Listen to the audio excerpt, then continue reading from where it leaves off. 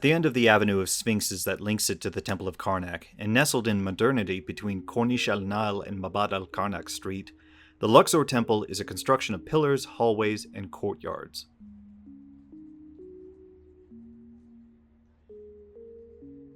It's also a multinational structure, containing figures and architecture from ancient Egyptian, Roman Coptic Christian, and Islamic periods of influence.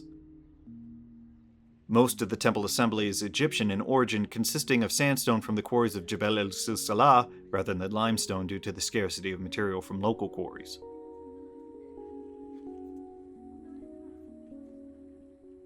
Roman Coptics later converted part of the temple grounds into a basilica space, adapting the court of Ramses II into a church. That basilica space was further converted into the Abu Hajjaj Mosque during Islamic expansion.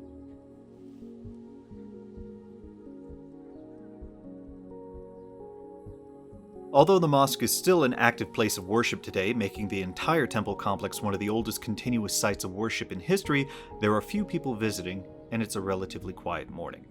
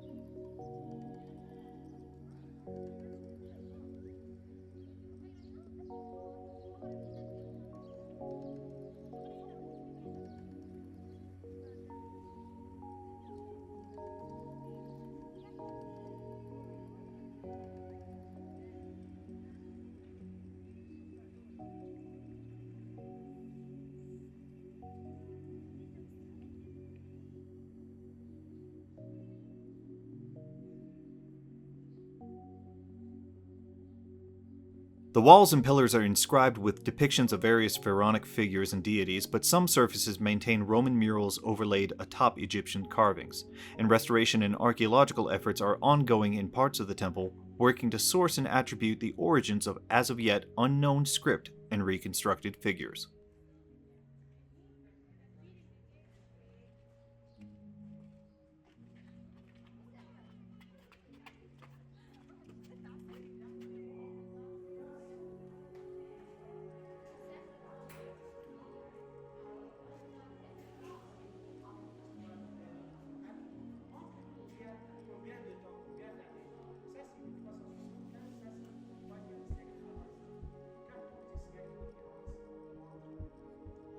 Over a mile and a half away, down the straight path of the Sphinxes, awaits the southernmost part of Karnak.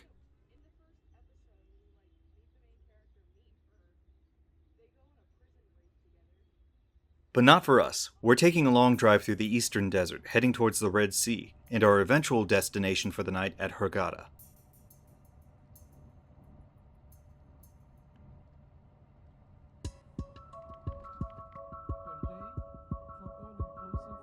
Hurghada is the capital of the Red Sea Governorate, and a major tourism hub for both Egyptian and foreign visitors.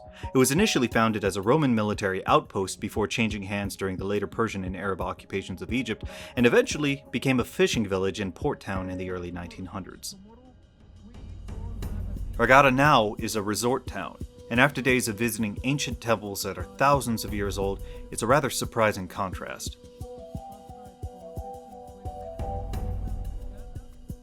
Outside of the port area, resorts and marinas line the coast, and new establishments are under construction, mostly funded by foreign investors.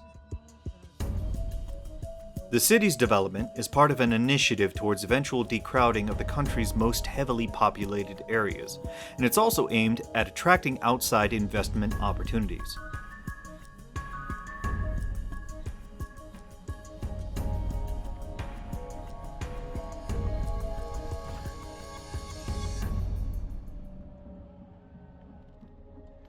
But, for now, it's good to just enjoy the wind and the waters of the Red Sea.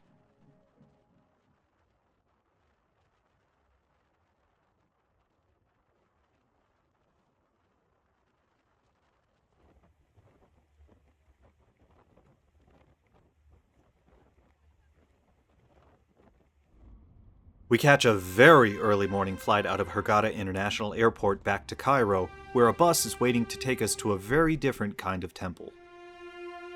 The Monastery of Saint Bishoy was founded in the 4th century, part of the Coptic Orthodox movement that had been spreading throughout Egypt since the 1st century from Alexandria in the north, and it's located in the Wadi al-Natrun.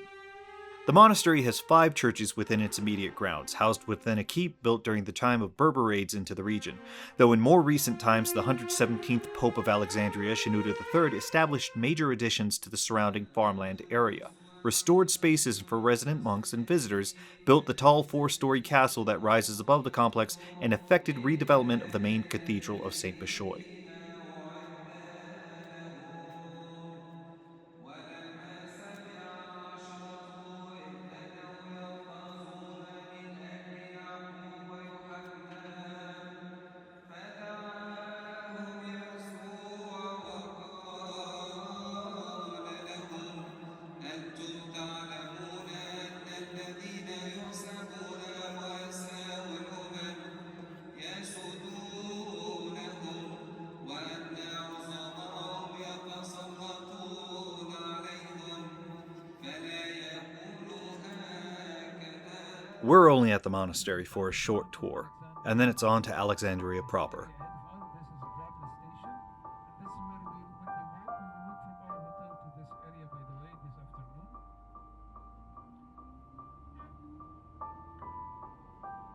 He's standing like this looking to Malta. Saad Zaghloul Square, this area we call it Saad Zaghloul. And Cecil Hotel, the hotel with the light beige and gray.